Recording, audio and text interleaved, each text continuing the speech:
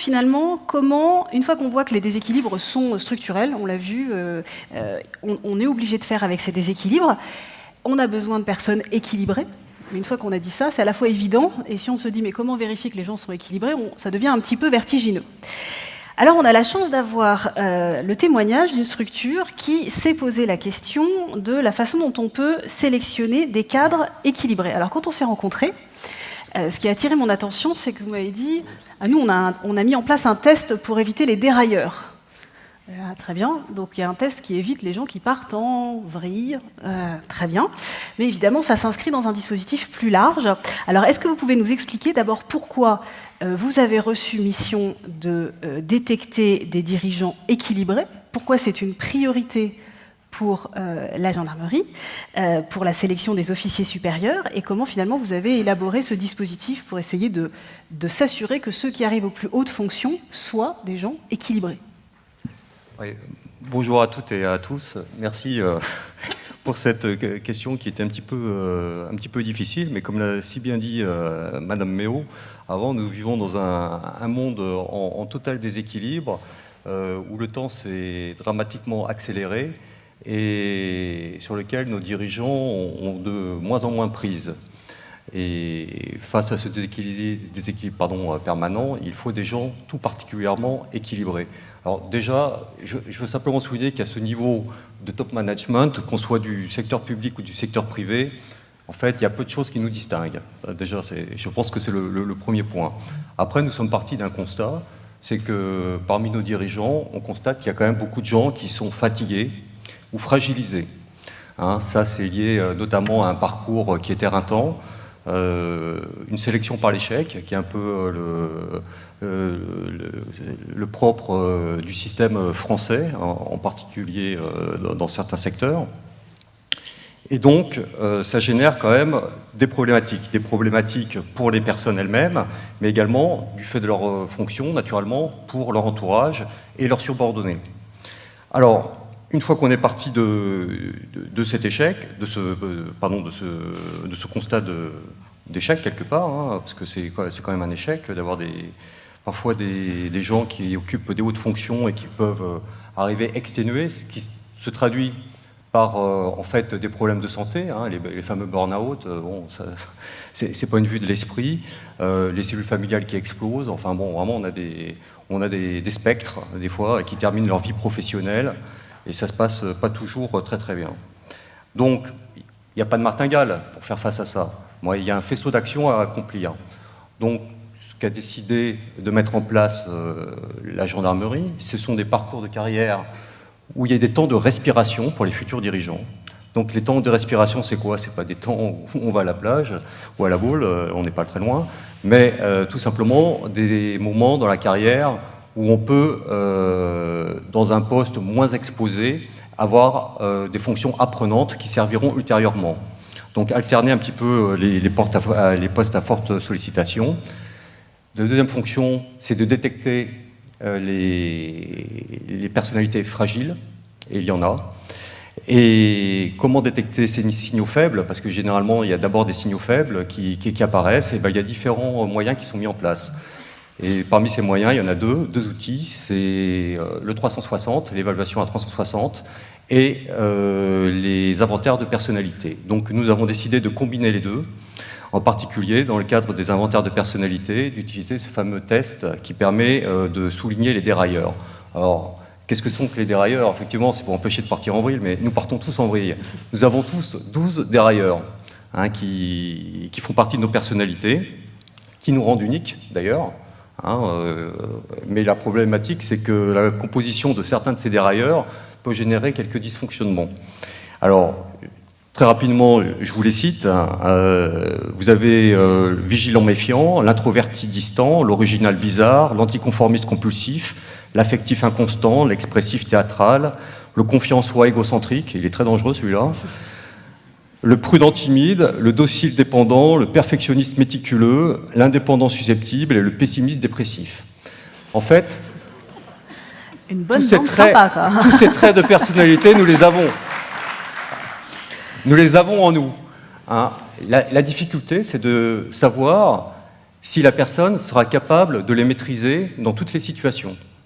Voilà.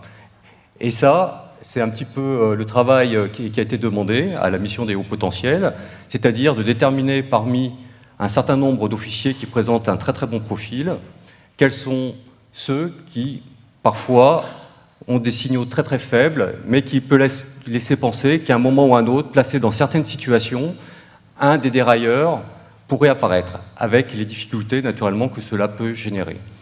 Tout est cette question de maîtrise des dérailleurs, et on arrive à croiser avec le 360 et ses inventaires de personnalité, on arrive à avoir quand même une spectrographie assez claire de nos officiers que l'on connaît très très bien.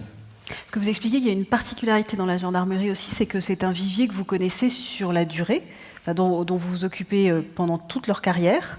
Donc ce n'est pas des gens que vous découvrez, que vous les évaluez régulièrement en se basant pas seulement sur des tests, mais aussi d'abord sur le ressenti de leurs entourages. Alors qu'est-ce qui fait qu'à un moment vous vous êtes dit, oui, mais est-ce que vous pouvez nous reprendre un peu les différentes étapes en fait, de suivi de ces carrières en disant, voilà, vous ne les découvrez pas au moment de leur donner un poste de top management, en disant, on ne va pas leur laisser les clés comme ça si jamais ils déraillent. Alors comment ça s'organise ? Alors nous avons la chance de les recruter dès la sortie de l'école, donc grandes écoles militaires, que ce soit Saint-Cyr, Polytechnique, École navale, École de l'air, des universités au niveau de master, et également nous avons un très fort recrutement interne. L'ascenseur social fonctionne extrêmement bien chez nous, donc nous avons de très nombreux sous-officiers qui arrivent aux plus hautes fonctions, puisque actuellement le DRH notre 4 étoiles est ancien sous-officier. Donc il faut quand même le souligner. Et ces gens-là, on les suit tout au long de la carrière. Déjà, à l'entrée, ils ont un premier inventaire de personnalité. Ça, c'était suite au tueur de l'Oise, qu'on s'était aperçu qu'il y avait un gendarme qui était un tueur en série. Donc on est allé voir nos amis, nos cousins canadiens, on est allé les voir et on leur a dit « montrez-nous ce que vous savez faire ». Donc maintenant, sous-officier, officier, tout le monde passe déjà par un inventaire de personnalité au recrutement. À mi-parcours de carrière, à l'école de guerre, on en parle beaucoup en ce moment, il y a à nouveau une phase d'évaluation avec un assessment et à nouveau avec un inventaire de personnalité qui nous permet de bien revoir nos différents personnels et savoir un petit peu s'ils ont évolué ou pas. Et juste avant de devenir dirigeant, environ 6 ans avant de devenir dirigeant, ils ont ce fameux 360 qui est extrêmement complet, puisqu'on leur fait subir 2 inventaires de personnalité, dont celui avec les dérailleurs. Ensuite, nous procédons à un questionnaire électronique qui occupe à peu près une 60aine de personnes, que ce soit autorité d'emploi, pairs, subordonnés, civils, militaires, puisque par exemple, pour des autorités qui commandent un département, comme celui de la Loire-Atlantique, on va voir le président du conseil départemental, on peut voir le président du conseil de région, sénateur, maire, député, président de la CCI, donc toutes les personnes qui le connaissent. Présidente, pardon, souvent ici, encore. Autant pour moi. Une fois que l'on a ça, on croise avec on a notre équipe de psychologues qui nous fait le rétex donc, de l'inventaire de personnalité. On croise avec les premiers résultats du questionnaire électronique que l'on a, qui est quand même assez éclairant. Et après, on part sur une campagne d'entretien de 40 personnes, donc pareil, autorité d'emploi, pairs subordonnés. Et on lui fait une restitution à l'officier. Donc la mission des hauts potentiels n'est pas le gestionnaire, nous sommes démarqués du gestionnaire.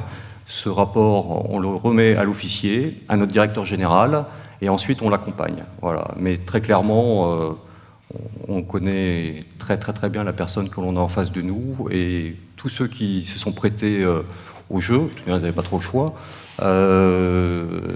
l'ont trouvé extrêmement intéressant, très enrichissant, et surtout très décapant. Et donc, 6 ans avant d'être susceptible d'accéder à ces postes de plus haute responsabilité, et donc vous vous définissez comme un lanceur d'alerte sur des fragilités qui peuvent potentiellement s'exprimer. Finalement, le RH, dans cette question des équilibres, c'est dire finalement j'ai un rôle de lanceur d'alerte, pas forcément décisionnaire. Très clairement, parce que chez nous, mais comme ailleurs, je suppose, c'est la nature humaine, il y a des gens qui donnent le change, donc qui sont très performants, qui sont excellents, qui sont très bien vus de leur autorité d'emploi et de leurs pairs, mais dès que vous allez voir un petit peu les subordonnés, même si nous n'avons pas de syndicat, mais nous avons des structures de concertation qui font remonter tout un tas de problématiques relationnelles ou sociales, eh ben, ils arrivent à passer quand même au travers du tamis. Et lorsqu'ils arrivent sur des postes de dirigeants, là, ça devient très compliqué, puisqu'il y a des fois des déclics qui s'opèrent. Je ne suis pas psychiatre ni psychologue, mais c'est le sentiment de toute puissance, le sentiment d'être arrivé au sommet. Et là, on est confronté vraiment à de la grande souffrance. Déjà, pour eux, ils se mettent en échec la plupart du temps, mais également pour leur entourage, que ce soit leurs subordonnés ou l'entourage extérieur, c'est extrêmement néfaste. Donc, très clairement, la mission qui m'avait été confiée, c'était, au-delà d'accompagner tous mes camarades vers les hauts postes, c'est également de détecter les personnes qui présentent un certain nombre de fragilités, de les aider, mais bon, on les accompagne tranquillement sur le côté, hein, très clairement par rapport au poste de dirigeant. Merci. Et donc, vous expliquez que finalement, c'est effectivement quelque chose de très grave et une très grande responsabilité que de sélectionner les plus hauts dirigeants. Et vous me disiez finalement, au-delà de 45 ans, je l'avais noté, je n'ai pas 45 ans, mais je m'en préoccupe. Au-delà de 45 ans, modifier sa personnalité n'est pas l'objectif à cette étape. Alors quel est l'objectif? Quand on continue à faire ces évaluations et quand on dit qu'on est sur le développement, qu'est-ce qu'on cherche à développer si foncièrement on ne peut pas tout changer? Oui, enfin, personnellement, j'aurais du mal à dire à un gaucher de devenir droitier et vice-versa. Donc quand vous avez des gens qui ont quand même un parcours professionnel qui est très, très lourd, avec de nombreuses expériences, des fois l'expérience du feu, enfin bon, des grands parcours. La personne qui est en face de vous peut dire bah, je suis comme ça de toute manière, ça fait partie de ma personnalité, il est hors de question que je change, je me suis construit comme ça. Et effectivement, il est hors de question de la changer. Moi, mon objectif, si la personne n'est pas capable de changer, ou de s'amender, au moins sur certains traits de personnalité, c'est qu'elle en prenne conscience. Parce qu'une fois que vous avez pris conscience de vos fragilités, vous êtes capable de mettre en place des systèmes de contournement, des stratégies de contournement qui font en sorte que finalement vous n'êtes pas confronté aux problèmes ou vous avez réussi à les surmonter. Donc ça, c'est mon objectif, parce que de toute manière, nul n'est parfait et nul ne sera jamais parfait. Il y aura toujours des fragilités à un moment ou à un autre. Le seul moyen, c'est que les gens en prennent conscience et qu'ils soient capables de les contrôler. Voilà. Je pense que si on arrive à faire ça, c'est déjà beaucoup. Ça sera déjà un grand travail. Alors, j'avais envie de me tourner vers Claude Monnier, donc, qui est DRH de Sony Music France, après un parcours dans des grandes maisons, dans le luxe, qu'on ne va pas détailler ici, mais... Et donc, on peut se dire, voilà, dans des organisations comme l'État, on a une surface énorme pour gérer les cadres dirigeants. Quand on est dans la gendarmerie, même si c'est une portion de l'État, on a aussi une grande surface. Et pourtant, la question de la gestion des cadres dirigeants, elle se pose aussi dans des PME. Alors si je resitue Sony Music, bien sûr, c'est un métier de passion, c'est une entreprise qui fait rêver, mais qui est dans un contexte d'une industrie extrêmement disruptée, parce qu'effectivement, les cadors du CD ne sont plus complètement à la tête. Et donc, comment est-ce que on développe, on gère, voilà, qu'est-ce qu'on fait avec des cadres dirigeants qui ont fait partie d'un univers qui a gagné à une période, mais qui ne l'est plus du tout, quand on n'a pas la possibilité de dire on va vous trouver quelque chose de sympa pour terminer votre carrière, parce que quand on est sur une PME, chaque emploi compte et qu'il faut bien trouver une solution. Alors Claude, est-ce que tu peux nous partager les interrogations et puis peut-être les pistes de solutions que tu as pu trouver? Bonjour. Nous nous sommes intéressés à des gens qui ne manquent pas des cases, qui sont plutôt en dehors des cases dans l'industrie musicale. Ce sont les artistes. Ça a été une source d'inspiration pour la gestion des ressources humaines assez importante au quotidien. C'est moins de 300 personnes, Sony Music en France, donc c'est une toute petite maison et qui a quelques caractéristiques culturelles assez fortes. Il n'y a pas d'enjeu de rémunération, les salaires sont significativement en dessous de tout ce qu'on peut imaginer dans tous les autres secteurs, et il n'y a pas d'enjeu d'évolution de carrière. Ça veut dire que sur les 300 personnes, j'ai environ 40 métiers différents, et chacun a une expertise précise, et c'est dans cette organisation qu'on arrive à accompagner nos artistes dans leur gestion de carrière. Donc je ne peux ni promettre beaucoup plus d'argent, ni promettre le poste d'après pour faire de la gestion des carrières. L'enjeu porte sur tout ce qu'on pourrait qualifier de temps faible.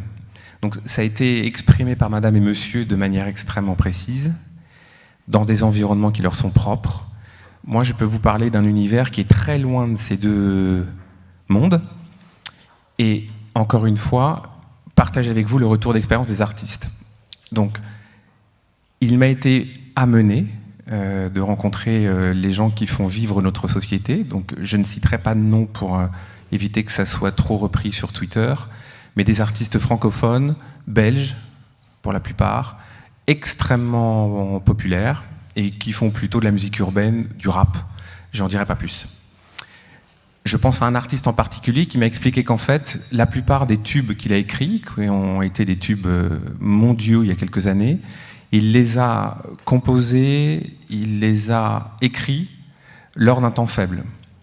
Cet artiste a partagé avec moi le fait que dans sa vie privée, il avait connu des séquences extrêmement difficiles. Et c'est à l'expérience de ces moments difficiles qu'il a finalement ressenti un pic créatif absolument hors norme. Ce pic créatif a été pour lui l'occasion d'exprimer au travers d'un talent artistique quelque chose qui a été reconnu par son public et donc un partage émotionnel. Notre président parlait d'émotion en introduction, un partage émotionnel qui, dans son statut d'artiste, lui a donné la reconnaissance. Et nous avons parlé d'émotion et de reconnaissance, deux mots déjà utilisés.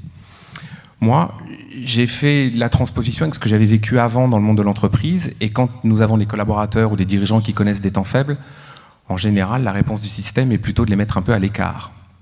Je ne vais pas développer, cette mise à l'écart étant parfois très douce, et ça c'est le placard, pour faire des rimes, parfois un peu plus radicale, et la mise à l'écart c'est dehors. Et nous avons des entreprises qui n'ont pas forcément l'habitude de se pencher sur la façon dont on peut gérer ce temps faible et en faire une opportunité pour le collaborateur ou la collaboratrice et une occasion de productivité et de performance pour l'entreprise. Nous, finalement, on a considéré que nos collaborateurs étaient des artistes et que je ne pouvais pas leur parler carrière, j'allais pourtant leur parler de épanouissement et justement de gestion d'équilibre dans une séquence de déséquilibre. Je prends quelques exemples de temps faibles. Je pense que malheureusement, statistiquement, dans la salle, ça va parler au plus grand nombre. La perte d'un enfant, un cancer, un accident de voiture extrêmement grave, des attentats au Bataclan, un divorce extrêmement violent, ça c'est ce qu'on qualifie de temps faible dans notre vie. Et souvent, on ramène ça au travail. D'une manière ou d'une autre, on a beau essayer de maintenir ça dans une sphère privée, on ramène ça au travail, ça se ressent, ça se pressent, ça se mesure au travers de différents outils. Et souvent, le système nous renvoie une image de performance dégradée. Nous, dans ce moment-là, on a fait deux choses. D'abord, on a demandé à la personne d'accepter, d'accroître ses responsabilités. À partir du moment où ce temps faible était identifié, on lui a demandé d'être plus exposé dans l'entreprise, plus engagé dans le fonctionnement de l'entreprise et plus en relation avec l'ensemble du corps social. Donc quelque chose qui n'est pas forcément intuitif ou naturel. Chez quelqu'un qui ne va pas bien, on peut avoir un réflexe, un mécanisme de défense qui est de se mettre un peu derrière. Là, moi, je mets ces personnes-là devant, plutôt sur la scène et souvent au centre de la lumière. La deuxième des choses qu'on a faites, c'est qu'on leur a demandé de partager. C'est pour ça que je reviens au mot d'émotion de notre présidente tout à l'heure. L'émotion, c'est ce qu'on peut partager de plus facilement. Souvent, on partage plus souvent ses émotions que le pouvoir. Les gens qui sont tout en haut, qui ont ce fameux pouvoir, en redonnent peu. Alors imaginez quelqu'un qui est en haut de l'organigramme dans un temps faible, son réflexe va être encore de plus verrouiller cette notion de pouvoir. J'ai aimé énormément la liste des qualificatifs en général que vous avez cité tout à l'heure. Je connais quelques DRH qui cochent toutes ces cases-là. Des noms. Mais ils ne sont pas là, évidemment. Ils ne sont pas là aujourd'hui. On ne les a pas invités. On ne les a pas invités. Remettez ça dans le contexte. Vous prenez un dirigeant qui traverse un temps faible, on lui enlève un peu de pouvoir, on lui demande d'ordonner à quelques-uns, on lui demande de partager ses émotions. Et par-dessus le marché, on va toucher à quelque chose d'essentiel, même si chez nous, c'est secondaire. Je vais mettre un tiers de son bonus sur le partage de cet échec. Ça veut dire que je vais aller chercher son élément de rémunération et je vais lui dire, pour que tu touches l'intégralité de ton bonus cette année, il faudra que ce temps faible que tu viens de vivre et cette notion d'échec à titre personnel, tu le partages avec l'ensemble du corps social et avec l'ensemble des gens qui te reportent. Waouh. Oui, parce que c'est pas évident, parce que c'est disruptif. Et sur ces dirigeants qui ont été à la manette de l'étape d'avant, qui ont tout réussi, et qui sont les rois du CD à l'ère du streaming, quand on est 300 personnes, on fait quoi? Alors, on fait quelque chose qu'on connaît tous ici, on fait des plans de sauvegarde de l'emploi. Donc Sony Music, on a fait 5 en France en 10 ans. C'est une maison qui est passée de 1000 personnes à 300 en une décennie. Alors là, vous imaginez la gestion des émotions au titre collectif, très complexe. La deuxième des choses a été de travailler sur cette posture et cette notion de gestion de l'échec. Moi, j'ai demandé à 7 dirigeants, puisque je travaille avec Stéphane, mon boss, depuis maintenant 7 ans, et lui, il est dans l'industrie musicale depuis un quart de siècle. Je lui ai demandé quelque chose de très compliqué, nous en parlions encore hier, c'était de désapprendre. Donc je vais essayer de faire très bref, et nous avions eu un échange avec Madame la Ministre et dans une autre conférence sur ce sujet-là. Et son retour d'expérience m'avait été extrêmement riche et utile. Je vais faire un parallèle avec l'éducation nationale et avec, encore une fois, le monde de l'entreprise. Tant en formation initiale qu'en formation continue, nous avons plutôt comme habitude en tant que RH à vouloir remplir les cerveaux qu'on nous a confiés, remplir de couches de connaissances académiques, savoir-faire et empiler les choses. Dans la musique, on a fait quelque chose d'un peu punk. D'abord, on a obligé nos équipes de management à désapprendre, donc plutôt à vider le récipient qu'à le remplir de nouvelles choses. Et on a travaillé exclusivement sur cette notion de savoir-être. On a totalement abandonné la notion de savoir académique, parce que grosso modo avec ça, on s'en sort. Je pense aux étudiants qui passent le bac actuellement. Je crois qu'un des sujets de philo, c'était « Est-ce que le travail divise ?» Et on a aussi abandonné la notion de savoir-faire. Pendant 20 ans, on a fabriqué des CD, ça rapportait beaucoup d'argent, et aujourd'hui, la musique s'est dématérialisée. Et il a fallu concevoir les modèles de monétisation d'un bien culturel dématérialisé. Or, la musique, tout le monde en écoute dans cette salle. J'en connais même qui piratent. Je vais le dire au général, d'ailleurs. J'ai les noms. Désapprendre, c'était très compliqué. Et quand on leur a demandé de désapprendre et de se remettre en question sur uniquement leur savoir-être, ça a été encore plus compliqué. Là, on a tout mélangé dans le programme. Le temps faible, le partage de l'échec, le désapprentissage et cette notion de savoir-être. Je vous confesse qu'on est encore dans une phase de prototypage, que j'ai quelques épines dans le dos de ma poupée vaudou, parce que j'ai quand même quelques membres du comité de direction qui me détestent profondément, mais j'ai un boss qui aujourd'hui est absolument convaincu de la démarche. Nos artistes fonctionnent comme ça. Et donc ce que tu me disais, c'est que de façon incompressible, ça demande forcément beaucoup de temps d'accompagner, et que c'est aussi pour ça que tu étais passé de grands groupes à des petites structures en disant je veux passer plus de temps avec des collaborateurs qu'avec les équipes RH à parler de ce qu'on va faire en RH.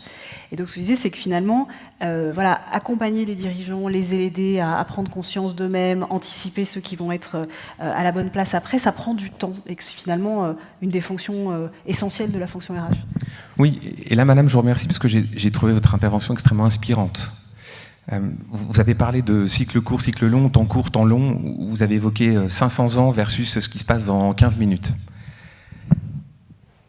Et là, on est au cœur de nos paradoxes dans la fonction RH. C'est-à-dire qu'on est sans arrêt dans ce travail d'équilibre ou de recherche d'équilibre entre justement les temps courts et les temps longs. Il y a la logique de la finance qui nous demande de faire des choses extrêmement vite, et on est dans une unité de temps quasiment à la journée. Et on est dans des rapports humains, des sciences humaines qui se mesurent au mieux au mois, parfois à l'année, ou parfois c'est une question de décennie. Là, à nouveau, on a fait quelque chose qui n'était pas du tout évident au départ. On a considéré que nous allions devoir extraire nos managers de cette notion de temps, et qu'il n'y a plus d'utilité de mesure temporelle dans notre activité. L'unité de mesure est devenue émotionnelle. Donc à nouveau, Monsieur le Président, je vous remercie d'avoir utilisé ce mot-là. Nous ne cherchons aujourd'hui qu'à mesurer et à faire des retours d'expérience sur le niveau d'émotion qu'il y a au sein de notre corps social. Donc on fait des NAO à l'émotion et non plus à l'année. On fait des CSE non plus avec nos partenaires sociaux, mais avec les gens qui considèrent qu'ils sont en mesure de pouvoir partager un de leurs temps faibles. Et nous sommes intervenus sur une maxime, non pas d'un général, mais d'un amiral que tout le monde connaît, qui est Olivier Lajoux.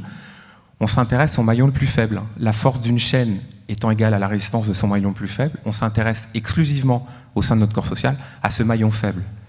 C'est-à-dire qu'au détriment de toutes les politiques de haut potentiel et de recrutement de gens de très grandes écoles, en général, rien de personnel, mais recruter très cher des gens qui ont fait des écoles très chères pour en faire l'élite, pour dire qu'a priori c'est ce qui va gouverner notre organisation, voire notre pays, nous on ne s'intéresse pas à ces gens-là sur lesquels j'estime qu'on a déjà beaucoup surinvesti. On va s'intéresser aux quartiers prioritaires, aux gens qui sont strictement considérés à tort ou à raison, comme le maillon faible de la structure, c'est d'eux dont vient la force de la chaîne. Et en aucun cas du premier de cordée. Merci Claude, parce que c'est une transition toute trouvée, puisque... Merci pour ce partage. Puisque ce que je ne vous ai pas dit, c'est que Florence Méo est aussi partie prenante de la mission qui a été confiée à M. Thiriez, qui a comme mission de réfléchir à l'évolution de la haute fonction publique. La version People, c'est réformer l'ENA. Ça, vous avez suivi. Et donc, une fois qu'on a dit ça c'était dans les gros titres, la question derrière, c'était comment faire évoluer la haute fonction publique. Alors peut-être justement qu'on puisse en profiter, parce que Florence Maheu est avec nous, pour resituer un petit peu le contexte de la mission et puis ses enjeux, puisqu'il s'agit justement d'identifier, de développer les cadres qui serviront l'État, notamment dans les plus hautes fonctions. Oui, alors moi je ne vais pas dévoiler de choses qu'on dévoilera à la fin du mois de novembre. Je peux juste repréciser le contexte. Tout à l'heure j'ai parlé du grand débat. C'est dans son discours post-grand débat que le président de la République a expliqué qu'il allait confier à Frédéric Thiriez ce sujet de réflexion sur la haute fonction publique, parce que dans le grand débat, il y a énormément de critiques qui ont été émises sur la pertinence du recrutement, sur la qualité de l'action de la fonction publique en général et de la haute fonction publique en particulier. Voilà, donc le président souhaite qu'on apporte des réponses, et tout particulièrement sur la diversité des origines des personnes que l'on recrute pour devenir hauts fonctionnaires. Sachant qu'aujourd'hui, c'est vrai que nos élites hautes fonctionnaires sont très majoritairement issues de milieux plutôt favorisés socialement. Voilà. Alors après, la question de dire on supprime l'ENA, ça c'est pour, je me permets de le dire, faut qu'il y ait du sang sur les murs, faudrait être bien naïf de penser que supprimer l'ENA va résoudre les problèmes de notre pays. Faut raison garder. Nous, toutes les semaines, on a des délégations de pays étrangers qui nous demandent comment on fait pour créer une ENA. Donc moi, j'aimerais déjà rendre hommage à ce que cette école a apporté à notre pays, à savoir une fonction publique, une des plus qualifiées au monde, une des plus engagées, une des plus loyales et une des plus incorruptibles. Donc pour moi, la question, c'est déjà comment, dans une structure de demain, je peux réussir à maintenir ces qualités éminentes que le reste du monde nous envie. Parce que, comme le disait Sylvain Tesson pendant la crise des Gilets jaunes, la France reste un paradis où tout le monde a quand même l'impression de vivre en enfer. Voilà. Donc il ne faut pas oublier ça. Hein. C'est quand vous allez vous promener dans certains pays du monde, quand vous voyez la propreté des rues, la sécurité, l'état des services publics de l'éducation ou des services publics de la santé, vous vous rendez compte quand même qu'on a une chance incroyable. Alors, il est certain que mettre plus de diversité des parcours, des origines à l'entrée de nos écoles de services publics, c'est une nécessité.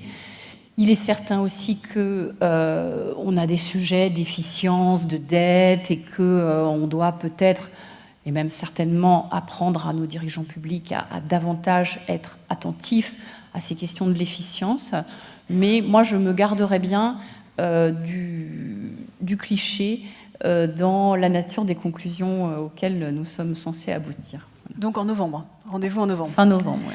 Merci à tous. Vous avez fait pas mal de commentaires alors sur le fait que le panel est très différent, effectivement, puisqu'on est sur des grandes et des petites structures. La musique, la gendarmerie, effectivement, on n'est pas exactement dans le même domaine. Sur l'outil, donc on a détaillé tout à l'heure l'outil de compréhension des dérailleurs, hein, donc on pourra y revenir. On aura à chaque fois des articles en fait, qui vont être produits pour personnel de la revue de la NDRH, donc vous aurez le jour d'après qui vous permettra d'approfondir ça. Et ben voilà, oui, effectivement, grosso modo, on a vu à peu près toutes les questions.